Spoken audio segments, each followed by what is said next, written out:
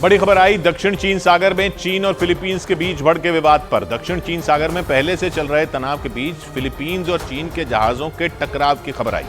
खबर है कि चीन की तरफ से फिलीपींस के जहाज पर हमला किया गया। दक्षिण चीन सागर में चीन का कई देशों के साथ सीमा विवाद चल रहा है, जिनमें फिलीपींस भी शामिल है। और अहम यह है कि इस बार फिलीपींस के साथ अमेरिका, जापान और दक्षिण कोरिया के अलावा ब्रिटेन भी चीन की घेरेबंदी में जुटा दिख रहा है।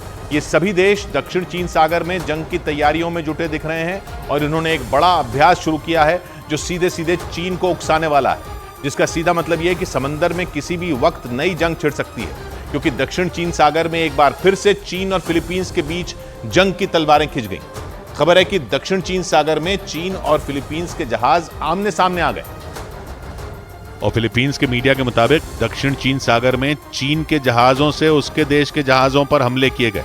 फिलीपींस ने दावा किया कि उसके जहाजों पर खतरनाक तरीके से पानी की बौछारें की गई, जिससे उसके जहाजों के साथ बड़ी दुर्घटना भी हो सकती थी। फिलीपींस के मुताबिक उसके जहाजों पर हमला दक्षिण चीन सागर में मौजूद स्प्रैटली आइलैंड्स के पास किया गया और दक्षिण चीन सागर में मौजूद स्प्रैटली आइलैंड्स उन विवादित हिस्सों में एक हैं जिन्हें चीन, ताइवान, वियतनाम और फिलीपींस अपना बताते हैं, लेकिन चीन अपनी ताकत के दम पर दूसरे देशों को दबाने की कोशिश करता है। इसी आइलैंड्स के करीब अपने जहाजों पर हुए हमले का विरोध फिलीपींस ने बीजिंग में अपने दूतावास के जरिए करा दिया। इसके साथ ही फिलीपींस के आरोप के बाद दक्षिण चीन सागर में दोनों देशों के बीच तकरार और ज्यादा बढ़ गई।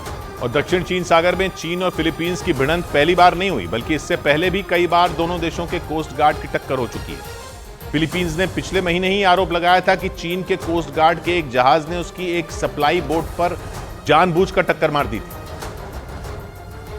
और उस समय हुई उस घटना के बाद दक्षिण चीन सागर में दोनों देशों के बीच तल्खी बढ़ गई थी। फिलीपींस ने उस वक्त हुई उस घटना का एक वीडियो भी जारी किया था, जिसमें चीन का एक जहाज फिलीपींस के एक जहाज के बिल्कुल करीब पहुंचता नजर आया था। उस दौरान दोनों जहाजों की टक्कर होते होते बची थी। और इससे पहले जुलाई महीने में भी चीन के कोस्ट गार्ड पर फिलीपींस के जहाज पर पानी की बौछार करने का आरोप लगा था।